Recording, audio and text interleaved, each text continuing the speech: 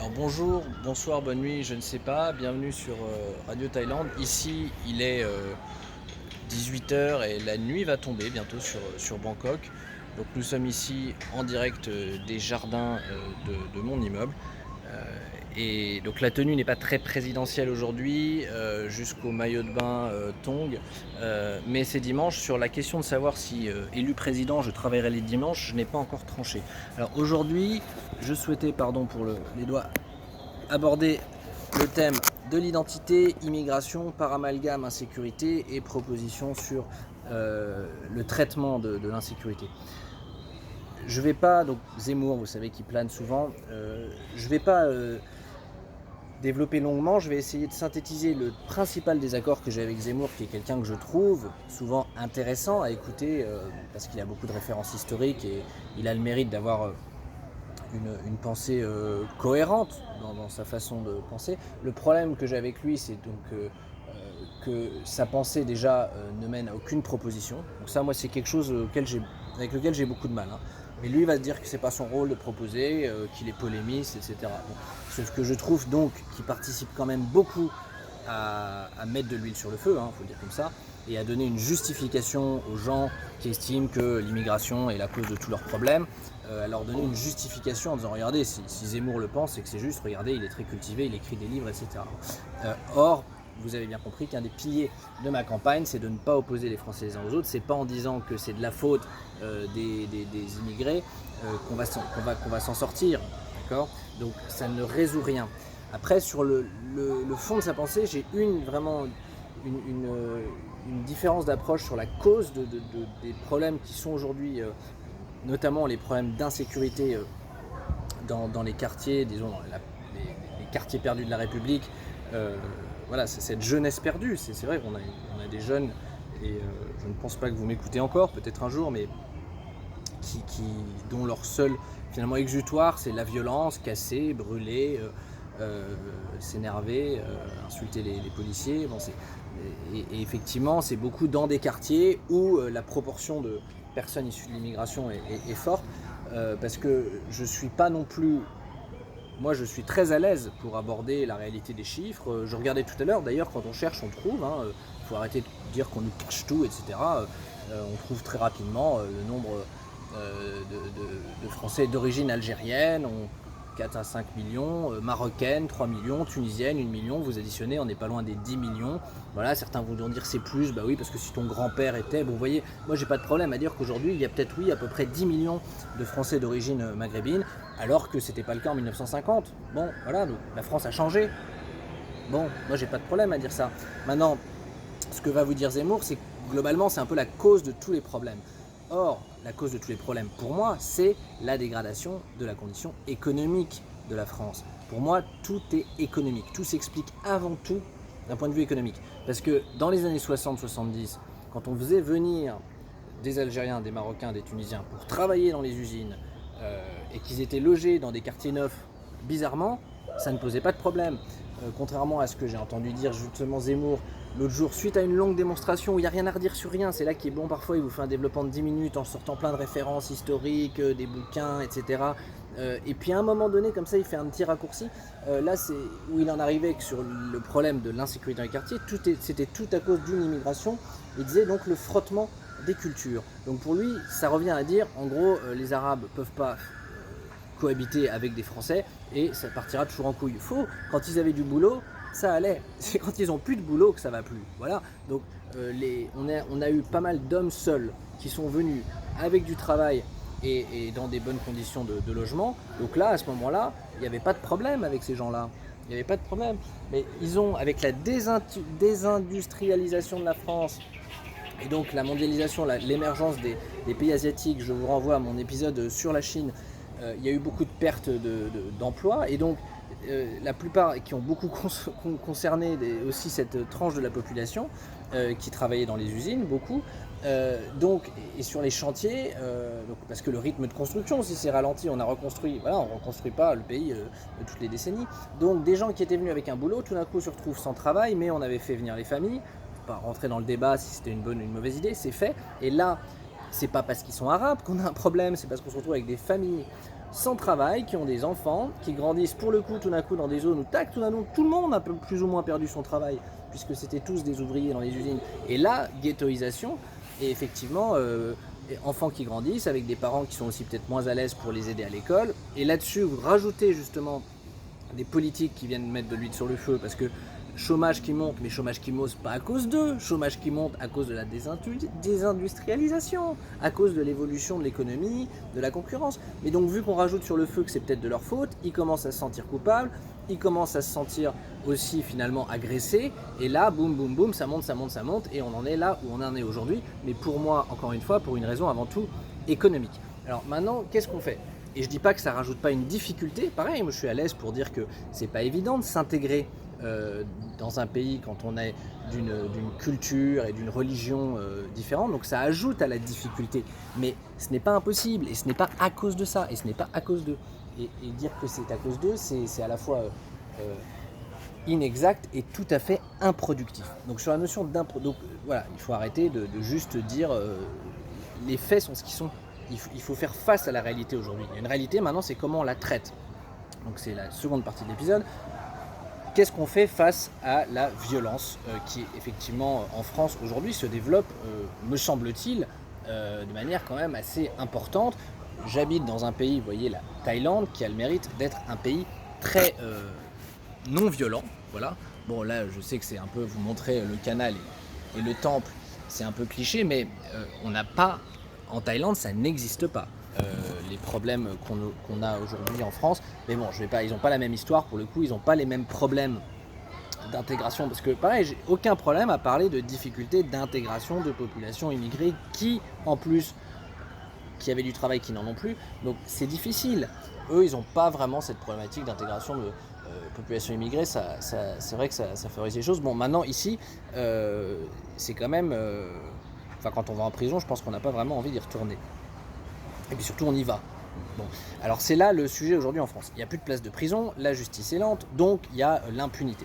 Donc, moi, je vais tenter une proposition aujourd'hui qui va s'inscrire dans mon projet aussi d'essayer d'avoir des idées qui sont un peu au-dessus de la mêlée. Alors c'est très prétentieux, mais j'ai conscience aujourd'hui d'amener des idées qui posent un certain nombre de difficultés d'application dans le contexte institutionnel et légal actuel. Là, ce que je vais dire aujourd'hui, je suis à peu près sûr que c'est pas possible, parce que même si j'étais président et que j'essayais de mettre ça en application, je ferais face à tout un tas d'oppositions, d'institutions, de magistrats, enfin tout un tas de gens qui vont dire attention, c'est pas légal, c'est pas constitutionnel, c'est une dérive autoritaire.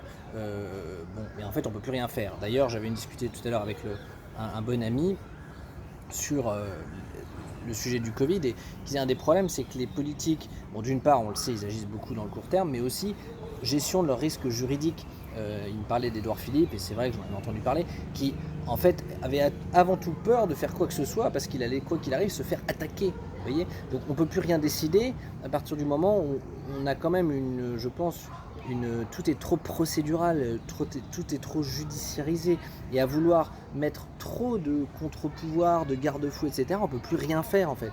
Vous ne pouvez plus rien faire, parce que quand vous voulez prendre une décision forte, que je vais proposer, une décision forte, elle implique d'être convaincu que c'est dans l'intérêt général. Si vous êtes un grand leader, vous avez pour ça consulté, vous devez avoir une certaine intuition, mais si vous êtes convaincu que vous prenez une décision qui est dans l'intérêt du plus grand nombre, vous allez forcément créer des mécontents, et même certains dommages collatéraux, il va y avoir des problèmes.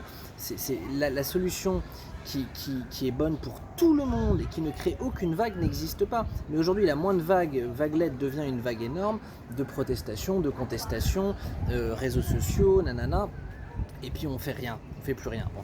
Donc, ayant amené ces précautions, voici l'idée que j'avais en tête. On a aujourd'hui prenons des jeunes, donc déjà qui font des violences. Moi, vraiment, je cible sur la violence. Et on va commencer par la violence physique. Hein. Il faut se donner des priorités. Donc les violences verbales, on attendra. Priorité, violence physique. Je souhaite utiliser, c'est déjà un peu le cas, mais aussi, je dirais, il y a un bateau qui passe. On va le laisser passer. Ils sont un peu bruyants, les bateaux ici. Et ce qu'on appelle les long tails. Donc, sur... voilà, je souhaite effectivement m'appuyer sur la vidéosurveillance déjà pour détecter les violences, mais mettre des garde-fous, mais tout de suite, pour que la vidéosurveillance ne soit utilisée qu'à cette fin et uniquement à cette fin. Je m'explique. Le but, c'est que tout le monde sache que si vous êtes dans la rue ou dans des lieux publics et que vous faites preuve d'actes violents, de vandalisme, donc casser une vitrine, j'appelle ça de la violence. Hein. Brûler une voiture, j'appelle ça de la violence. Frapper quelqu'un, j'appelle ça de la violence. C'est pas très compliqué. Bon. Mais je m'assurerai que les enregistrements ne puissent pas faire l'objet d'aucune autre utilisation. Par exemple, destruction 3 jours après, des bandes, voilà, commission indépendante qui surveille que voilà, quiconque essaierait de faire un usage autre de ces enregistrements pour embêter quelqu'un sur tel ou tel sujet, vie privée, etc. Non, on mettra tous les garde-fous qu'il faut pour que les vidéos ne servent qu'à ça. Bon, maintenant qu'on a ça, ce que je veux que tous les personnes concernées sachent, c'est qu'à tout moment, si vous faites preuve de violence, vous allez être identifié et vous allez être appréhendé. Voilà, ça va. Je ferai en sorte que ça se passe comme ça. Donc, vous allez être appréhendé. Maintenant, problème aujourd'hui, il n'y a pas de place en prison et les juges sont débordés, on n'a même pas le temps de regarder ton dossier. Donc en gros, tu vas casser une vitrine, mais tu sais qu'il t'arrive à rien. Bon, ça va changer, puisque faudra mettre en place, c'est là que je sais que je vais me heurter à tout un tas de problèmes institutionnels, etc. Mais je pense qu'à un moment donné, on pourrait s'être mis d'accord sur un barème simple, ça pourrait faire l'objet, tu sais, d'un référendum. Mais voilà, d'un barème de longueur de peine, parce que la peine, on va arriver à quelle nature de peine je propose. On pourrait se mettre d'accord sur une longueur de peine en fonction un peu d'un type d'acte. Et puis voilà, à un moment donné, il va falloir faire preuve de pragmatisme et d'efficacité. Ça ne peut pas durer. On ne peut pas éternellement vivre dans un pays où on peut faire n'importe quoi parce que les juges sont débordés et qu'il n'y a plus de place en prison. C'est quand même un truc incroyable. Bon, alors maintenant, venons sur le thème de la prison. Vous aurez compris que je ne suis pas du côté de ceux qui vont dire qu'il faut tout leur pardonner, les pauvres, c'était pas de leur faute, et puis il faut plutôt être dans la compréhension et dans la prévention. Bon, à un moment donné, ça suffit. En revanche, je suis aussi de ceux qui pensent qu'il n'y a rien de plus improductif que la prison. Réfléchissez 2 minutes. La prison. Donc on paye quand même, on paye cher pour construire des bâtiments, entretenir des bâtiments, hein, qui doivent être chauffés, sécurisés, et donc du personnel de surveillance. On nourrit les gens, on les nourrit pour qu'ils fassent rien. Rien et qu'ils soient dans un environnement négatif, plutôt précaire, sans projet. Alors oui, je sais qu'on peut un peu travailler en prison, etc. Mais je pense que c'est quand même assez marginal. Et puis stigmatisé, quand même, vous êtes en prison, quasi judiciaire, marqué, avec la seule projet c'est de sortir. Et quand on sort, on sait que les gens qui ont passé des années en prison sont pas du tout bien, ne peuvent pas se réintégrer facilement et sont souvent finalement il y a de bonnes chances qu'ils se remettent à fonctionner comme avant. Voilà. Donc je suis le premier à penser, donc je suis pas du tout, ma solution c'est pas du tout de construire plein de prisons, vous voyez, je suis pas de ceux qui disent il faut construire des prisons, il faut mettre les gens en prison. Bon. Alors ma solution elle est celle-là, et là on va arriver sur mon projet Quattro autrement. On a des gens aujourd'hui qui sont en échec dans le système, voilà, donc qui sont en marge du système, qui ne s'intègrent pas dans le système que par ailleurs j'aimerais faire évoluer, vous l'aurez compris, le système économique. Mais bon, pour l'instant, il y a ceux qui s'en sortent, comme moi par exemple, je ne suis pas une priorité, je m'en sors dans ce système qui est peut-être très injuste. Mais donc ceux qui s'en sortent, qui trouvent un certain équilibre et qui arrivent finalement à mener leur vie sans emmerder les autres, continuons comme ça. Ceux qui sont en marge du système, qu'est-ce que je propose? Déjà, pour moi, le traitement de la violence, c'est pas la prison, c'est l'armée. Intégration dans l'armée. Intégration dans l'armée. D'accord ? Donc dans l'armée, ils vont bénéficier d'un encadrement disciplinaire fort. Voilà, donc dans l'armée, si c'est 50 pompes le matin, si tu es en retard, etc., je ne vais pas apprendre leur métier aux généraux, mais je pense que généraux, sergents, capitaines seront en mesure. C'est les bonnes personnes, je pense, plus qu'un gardien de prison qui a été formé sur le tard et qui n'a aucune, finalement, vraiment, peut-être vocation à gérer ça. Je pense que l'armée, c'est le bon cadre pour mettre des gens qui sont en marge, qui sont en difficulté, qui sont en protestation, qui ont besoin d'être encadrés. Donc c'est l'armée avec un projet. Donc ce que je vois, moi, donc là c'est la vision, hein. Donc souvent avec moi, il faut me pardonner, mais il y a une vision. Après la mise en application, c'est quand je serai président, et si c'est en 2027 ou en 2032, je suis encore jeune, donc vous voyez, je commence à réfléchir à des projets. Maintenant, on n'a pas trop de temps à perdre non plus, c'est ça aussi qu'il ne faut pas perdre de vue. Je mets sous cette vidéo une vidéo de 8 minutes de Jean Covici qui résume un peu le sujet sur le « on n'a pas de temps à perdre ». Vous voyez, ce qui fait que pour moi, on a autre chose à faire aussi que de débattre de ce que c'est que l'identité française. Donc oui, petite, pas digression, un petit retour sur Zemmour avant de finir sur ma proposition, c'est que aussi Zemmour a sa vision de la France, il adore Chateaubriand, Napoléon, De Gaulle, et lui s'est intégré, s'est assimilé, il aimerait que tout le monde fasse pareil. Le fait est que ça marche pas, donc stop, on a autre chose à faire que de parler de ça. Maintenant, on a autre chose à faire, je suis désolé, bien que j'aime aussi de la littérature, que de parler de Chateaubriand et de se plaindre que les jeunes des banlieues ne lisent pas Chateaubriand. Vous voyez, il y a d'autres priorités là. Donc, en marge du système. Donc tu commets un acte violent, déjà tu sais que tu passeras pas à travers les mailles du filet, tu sais que tu seras arrêté, tu seras placé dans un centre. Alors le centre c'est pas bien, mais en fait une caserne, hein. On va ressortir des vieilles casernes. Je pensais de manière, vous allez dire il est fou, mais je pense pas tant que ça. J'ai visité la ligne Maginot moi quand j'étais enfant, il me semble que c'est un peu désaffecté, vous voyez, mais il y a quand même de la place, vous voyez, c'est un peu dans la nature.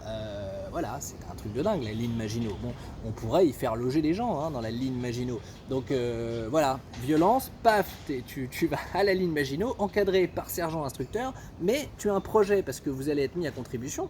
On va vous faire bosser un peu les jeunes qui avaient un peu dérapé, et vous n'aurez pas le choix puisque vous serez encadré dans un cadre militaire, et c'est pour le coup vous aviez qu'à pas faire de la violence. Donc faudra pas, voilà, c'est pas, on vous enverra pas en prison, on vous enverra dans une caserne où vous aurez du boulot, et le boulot par exemple ce serait la construction d'un village éco-durable. Vous voyez, j'imagine construction, essayer de projet pilote où là on fera venir un peu des urbanistes qui viendront donner leurs super idées, comme au lieu qu'ils aillent faire ça en Chine, vous voyez, dans des villes qui finalement deviennent des villes fantômes. Je renvoie à un épisode précédent. Vous travaillerez comme ça à voilà, la construction de cabanes en bambou, j'en sais rien, non on va pas emporter du bambou, mais vous voyez l'idée. Là je vais pas développer sur ce que pourrait être un projet de construction de ville durable, mais vous m'aurez compris. Au lieu de mettre les jeunes, ou moins jeunes d'ailleurs, en prison, mettons-les à l'œuvre sur des projets qui seraient des projets pilotes. Voilà, des projets pilotes d'un nouveau système. Donc c'est pas que construire un village durable, c'est aussi des tests éventuellement un peu de comment peut fonctionner une société. Il pourrait peut-être y avoir des visites de famille, des visites d'amis, il pourrait y avoir un peu de fêtes, voilà, il y a un peu des fêtes, vous voyez, mais il faudra problème naturellement d'évasion, etc. à traiter, mais mettre les gens dans un cadre discipliné avec un projet qui pourrait être en plus valorisant, mais où effectivement on déconne pas, où il y aurait éventuellement des solutions dures pour celui qui déconne, le mitard ou je sais pas quoi, vous voyez, des trucs comme ça. Voilà, bon, je suis sur ma moyenne, entre 15 et 20 minutes par épisode, mais quand on traite des sujets de fond, c'est dur encore une fois d'être beaucoup plus court. Bonjour, bonsoir, bonne nuit, je ne sais pas.